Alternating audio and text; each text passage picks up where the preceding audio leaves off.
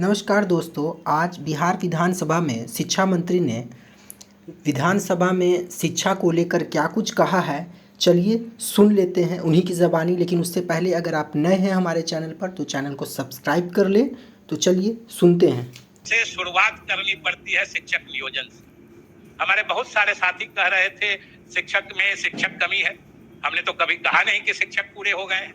हमने तो कभी नहीं कहा है, हमने कभी दावा नहीं किया है। हम तो ये कह रहे हैं कि शिक्षक की नियुक्ति हम लगातार कर रहे हैं और हमको बताते हुए प्रसन्नता हो रही है कि पिछले 1 महीने के अंदर हमने 41,000 शिक्षकों की नियुक्ति की है और उन सबको मिल गया है। महोदय 2006 से ले लीजिए। महोदय याद होगा पिछले ही वर्ष जब इसी सदन में मैं बोल रहा था, क्या हालात थी।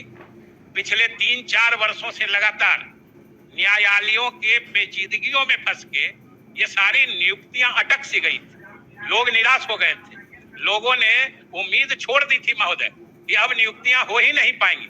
और हमने इस सदन को महोदय आश्वस्त किया था पिछले ही दिनों कि हम लगातार न्यायालय से सक्रियता से अनुरोध करके हम नियुक्तियां करेंगे।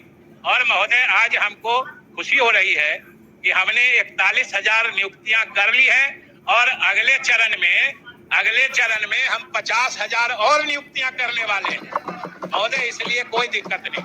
अभी हमारे साथी कुछ ST-ET की बात कर रहे थे, इधर से शायद हमको याद नहीं है, मुन्ना जी एक हमारे बयान की चर्चा कर रहे थे जो शिक्षा मंत्री बोल रहे हैं कि गुमराह नहीं हो हमारे अभ्यर्थी।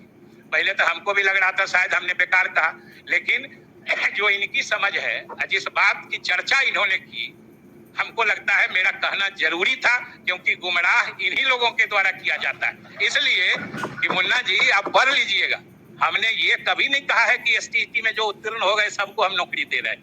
आप ST-ET का मतलब समझ लीजिए, ये पात्रता परीक्षा है। देखिए इनको तो और बिना समझे बोलने की आदत है महोदय। ये ST-ET परीक्षा जो है ये पात्रता परीक्षा है, ये पात्रता परीक्षा है। और जो हमने सुने ना, जो हमने, अरे आपको जाना है तो चले जाइए ना, समय क्यों बर्बाद कर रहे हैं माननीय मंत्री जी। अरे आपको जाना है तो जल्दी जाइए। महोदय हमने जो कहा है कि ST-ET में जो मेरिट लिस्ट है या नॉट इन मेरिट लिस्ट है, ये दोनों क्वालिफाइड है। और जब अगली नियुक्ति होगी तो ये दोनों श्रेणी के अभ्यर्थी उसकी पात्रता रखेंगे। हमने ये कहा है कि ये दोनों श्रेणी के लोग पात्रता रखते हैं। एक चीज मैं फिर से सदन के सारे सदस्यों को भी स्पष्ट कर देना चाहता हूँ कि ST-ET या TET जो परीक्षा होती है ये पात्रता परीक्षा है, ये नियुक्ति की परीक्षा नहीं है जो उसमें पास किए और तुरंत ये निकल जाएगा महोदय। इसीलिए महोदय हमने वो कहा है कि ये गुमराह न करें।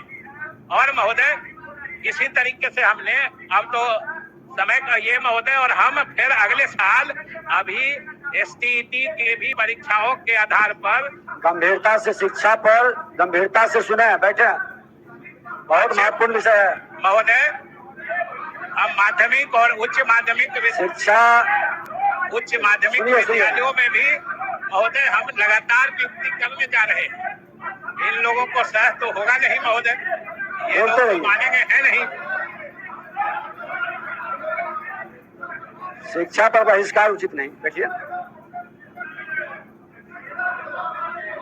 माननीय मंत्री जी, आप अपना कथन कहते रहे।